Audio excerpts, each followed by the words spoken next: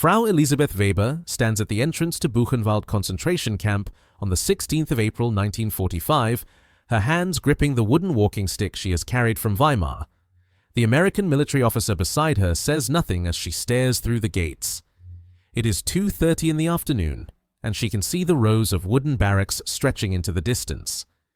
The smell reaches her first, before she processes what her eyes show her. It is the odor of human waste, of disease, of decomposition. Behind her, 43 other residents of Weimar stand in a line that stretches back towards the waiting lorries. They were selected this morning by the American forces, chosen from amongst the town's middle class. A baker, 2 school teachers, the wife of a chemist, a postal clerk. The mayor himself stands 6 people behind her. None of them speak. Frau Weber takes her first step through the gates, and the world she thought she knew begins to fracture. The camps had been operating for 12 years. Buchenwald opened in July 1937 on the Ettersberg Hill, 7 kilometers from Weimar's center. By April 1945, approximately 250,000 prisoners had passed through its system. Bergen-Belsen, in Lower Saxony, held over 60,000 prisoners when British forces arrived on the 15th of April. Dachau, just outside Munich, had processed more than 200,000 people since 1933. These were not secrets hidden in remote wilderness. Buchenwald's prisoners had been marched through Weimar's streets. The town's residents had supplied goods to the camp. Workers commuted there daily. The smoke from the crematorium was visible from certain streets in the town.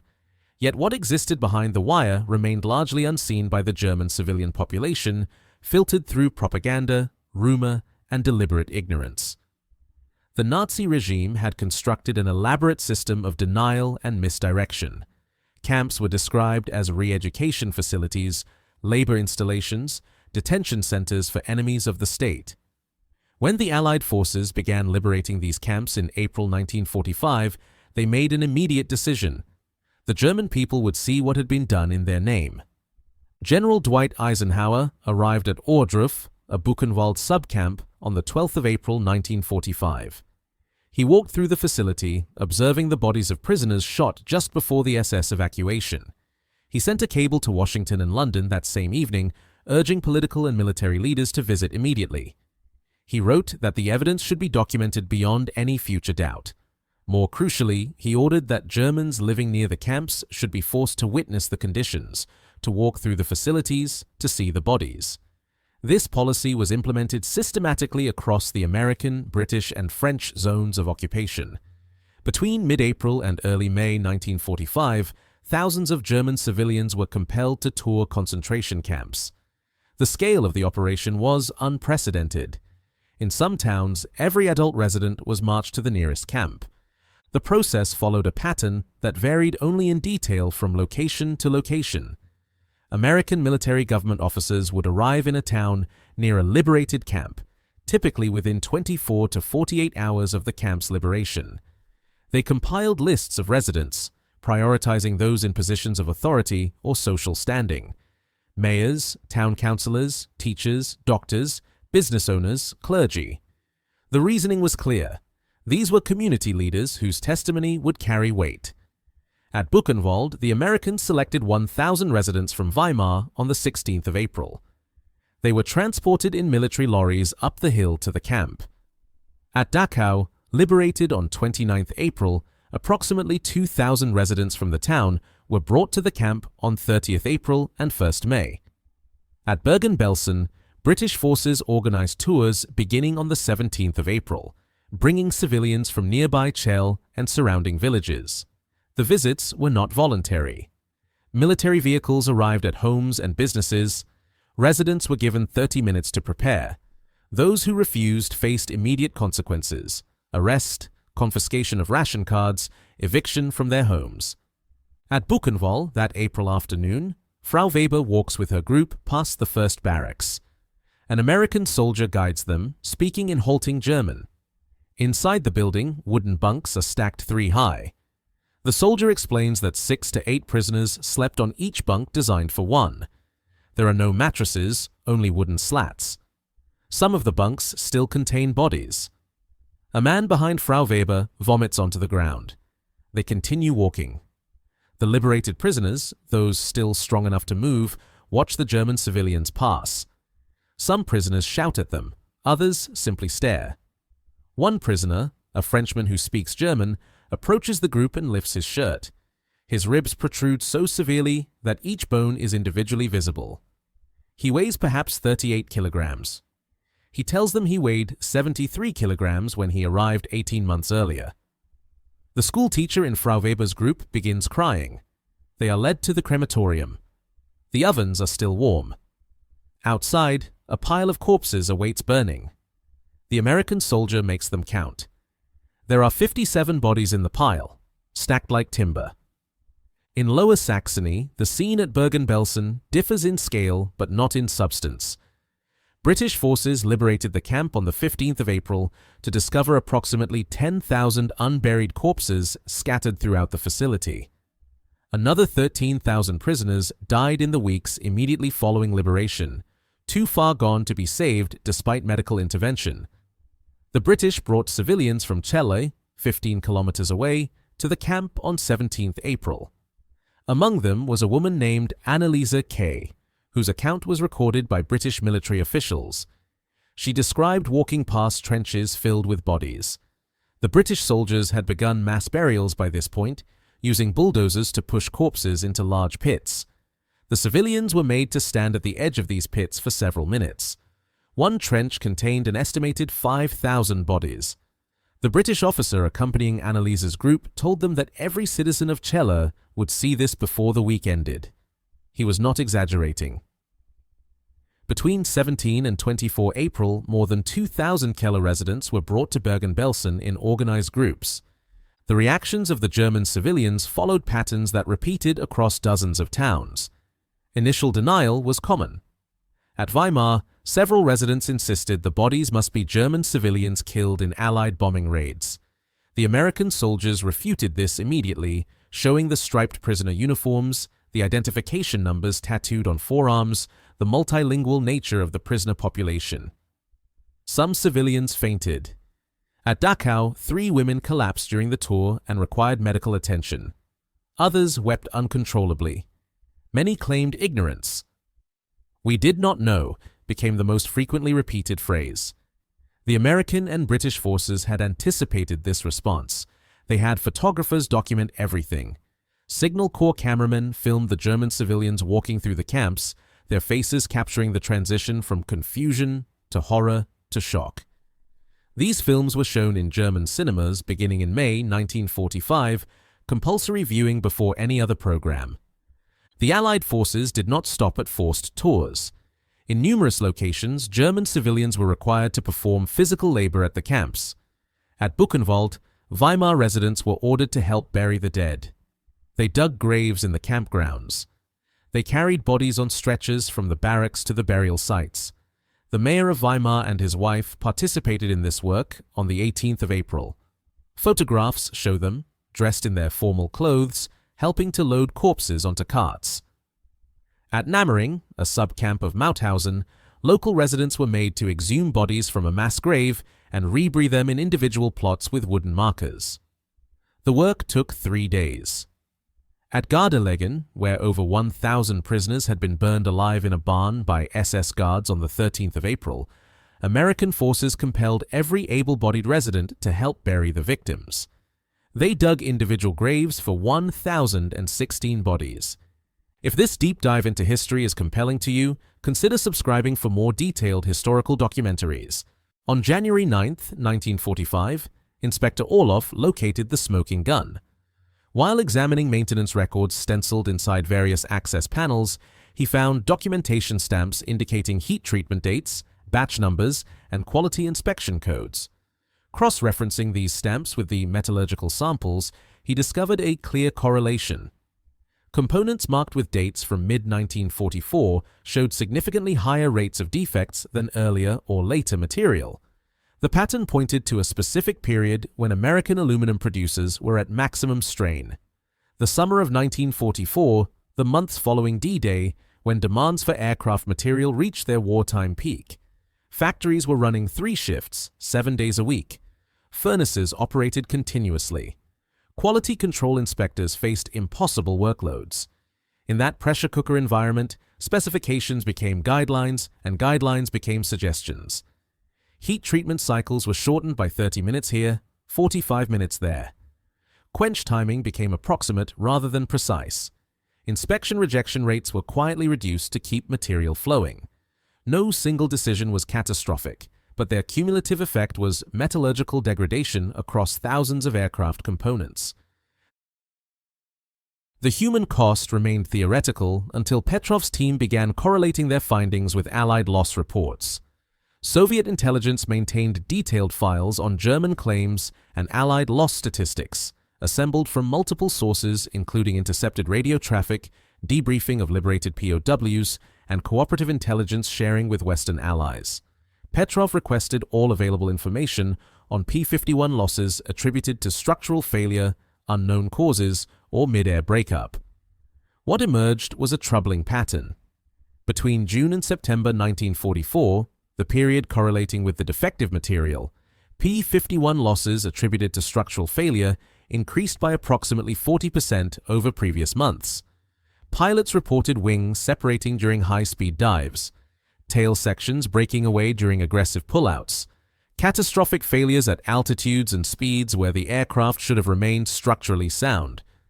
American accident investigators, working without knowledge of the underlying metallurgical defects, had attributed many losses to pilot error, combat damage assessment, or simply the brutal arithmetic of air combat. But Petrov's team saw another explanation. Pilots were dying not because they pushed their aircraft beyond design limits, but because the design limits were no longer where the engineering specifications claimed them to be. Dr. Volkov interviewed 3 Soviet pilots who had transitioned from American Lend-Lease fighters to Soviet types in late 1944. Their comments, preserved in her investigation notes, were illuminating. Captain Alexei Klimov, a 26 Victory ace who had flown P-39 Airacobras for 18 months, mentioned that his squadron had experienced an unusual number of landing gear collapses and cracked engine mounts in the summer of 1944. At the time, maintenance crews blamed hard landings and rough field conditions. Lieutenant Dmitry Sokolov reported that his Bell P-63 King Cobra had developed wing skin buckling during high-speed maneuvers in August 1944, requiring replacement of entire panels. The pattern repeated. Incidents clustered in summer and early autumn of 1944, affecting aircraft that should have been in their prime operational period, failures that seemed disproportionate to the stresses applied. The pilots had noticed the pattern without understanding its cause. Now, Soviet metallurgists could provide the explanation. The investigation expanded to examine the broader context of American aluminum production. Intelligence files revealed that United States aluminum output had increased from approximately 300 million kilograms annually in 1939 to nearly 3 billion kilograms by 1944. This tenfold expansion occurred while experienced workers entered military service, replaced by hastily trained men and women with little understanding of metallurgical principles. New smelters and fabrication facilities came online with inexperienced management and undertrained quality control staff. The pressure to produce was immense and unrelenting. Aircraft manufacturers demanded material in quantities that strained every stage of the supply chain. In that environment, subtle process degradations became inevitable. Furnace temperatures drifted slightly low, but not enough to trigger alarms. Aging times shortened by small increments that individually seemed acceptable. Inspection criteria relaxed fractionally to avoid production bottlenecks. The result was a gradual erosion of material properties that remained invisible until Soviet metallurgists cut into the structure of a fighter that had survived 400 combat hours through a combination of good fortune and pilot skill. By mid-January 1945, Petrov's final report was complete. The document ran to 147 pages, filled with photomicrographs, tensile test results, chemical analyses, and engineering calculations. Its conclusions were unambiguous. The P-51D Mustang, despite its fearsome reputation and undeniable combat effectiveness, was structurally compromised by systemic defects in aluminum alloy processing during peak production periods. The defects reduced airframe strength by an estimated 15 to 25% in affected components, decreased fatigue life significantly, and increased the risk of catastrophic structural failure under combat stress. The report estimated that between 3,000 and 5,000 P-51 airframes produced between May and October 1944 likely carried similar defects, though the exact distribution remained unknown without examination of additional aircraft. Most alarmingly, the defects were not detectable through normal operational inspections.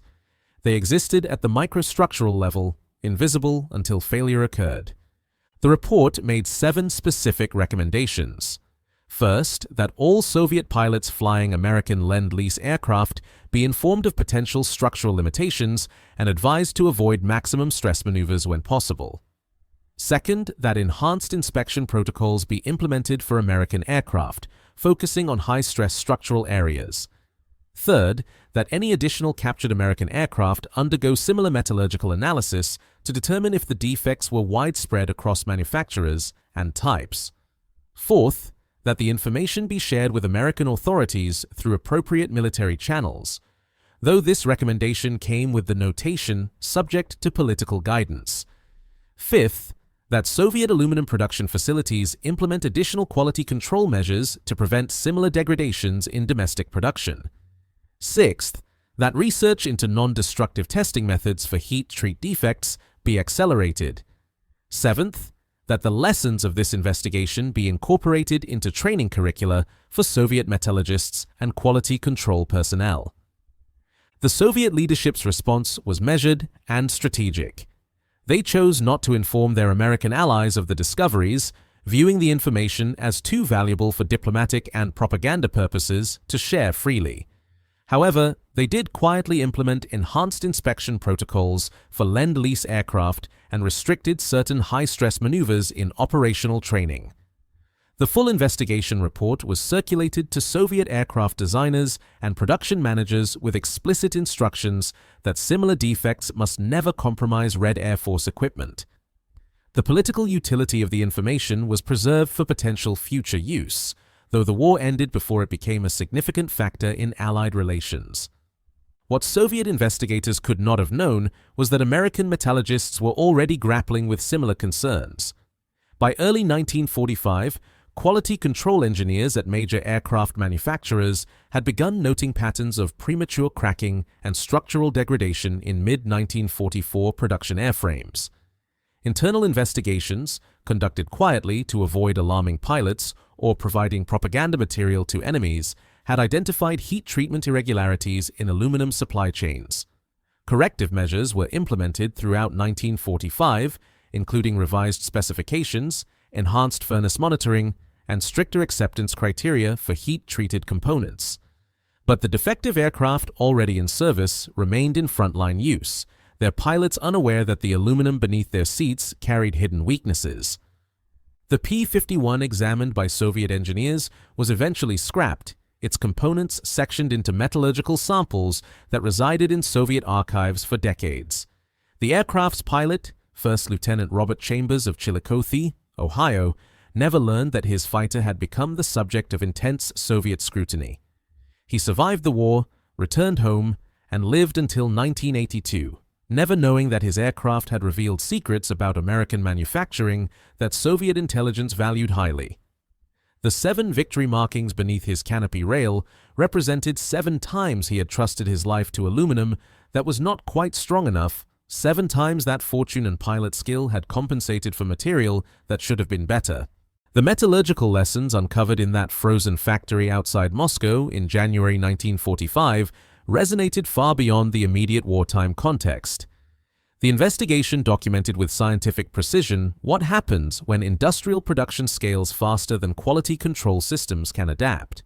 It demonstrated that even the world's most advanced manufacturing economy was not immune to the pressures that degraded material properties and compromised structural integrity. The defects in American aluminum alloy were not caused by incompetence or malice, but by the brutal mathematics of wartime production. Impossible demands, insufficient time, and the gradual erosion of standards when quantity becomes the only metric that matters. Every shortcut seemed reasonable in isolation.